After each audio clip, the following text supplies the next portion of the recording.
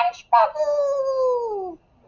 Okay, that was Stitch from Lilo and Stitch, one of my favorite characters, dressed up like him for Halloween a couple years ago.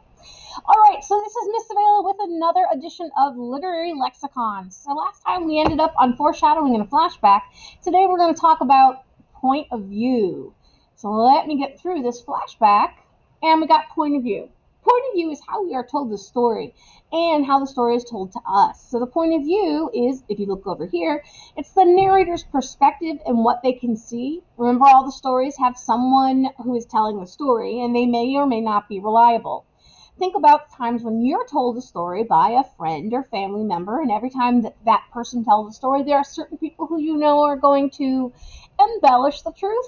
You know people who are going to straight up lie, and you know people who are going to tell you the real truth about what really happened. That is a reliable narrator. So the way we tell a story when we're doing short stories is we can do one of three. There's three types of points of view. The first one is, over here, is first-person narrative, which is the most interesting, and we tend to like it the most. And this is when a person tells us the story and they themselves are a character. But what we have to remember with first-person narrative is that that person is telling us their story. So it's their perspective. So they don't understand what other people are feeling, even though they might tell us what they're feeling. It may or may not be true because they can't get inside someone else's head. So the difficulty with the first-person point of view is, while it is most interesting, I think, to most readers, we have to keep in mind that that person's point of view is limited in their idea of what's going on. That somebody else in that story may actually see it differently.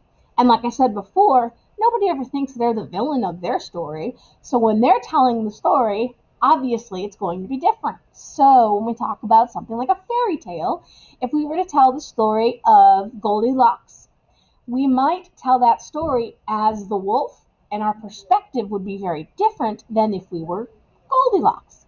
So that has to do with point of view. Another type of point of view is third-person omniscient. Now this one's a little bit difficult to understand, but if you understand what omniscient means you can see everything and you can understand everything, like God is omniscient. So what third omniscient means is we have somebody telling the story, but they're not a character in the story, and they understand other people's feelings and thoughts and everything else that's going on. So they can tell us everything that's going on in other people's thoughts, feelings, and why they do what they do because they're omniscient and they're not a character in the story.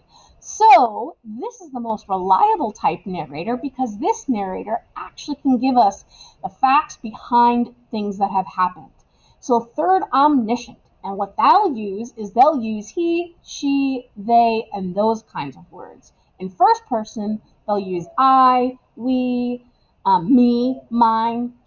The last type point of view is third limited. And this is when there is a character who is part of the story but isn't telling us like them in the story. It's really hard. It's kind of like a combination of first person and third omniscient, but really what it is a character who saw the things happen but weren't part of it, but they're telling us their rendition of what happened. So the other thing we have to keep in mind when we're talking about third limited is the word limited tells us that their point of view is limited to their point of view only. They can only tell you what they saw. So when we're talking about reporting an incident that might happen, that is a third-person omniscient or third-person limited story because we weren't actually involved in the environment, but we saw what happened. If a person is telling about what happened and they were part of it, that's first person. Nobody can be a third-person omniscient when they're telling about an incident that occurred, like an accident. So when we're talking about the point of view, we want to keep in mind who is telling us the story. Point of view in the Sniper is third person limited because we only know the story behind the main character. We don't know what the other character is thinking. If we were told that information, then we might have a third person omniscient point of view. The Scarlet Ibis has a different point of view, and that one is First person point of view, that's right, because brother is telling us the story. So those are examples of two different types of point of view. And we will get to read third limited. So that's Savela out with our literary lexicon on point of view.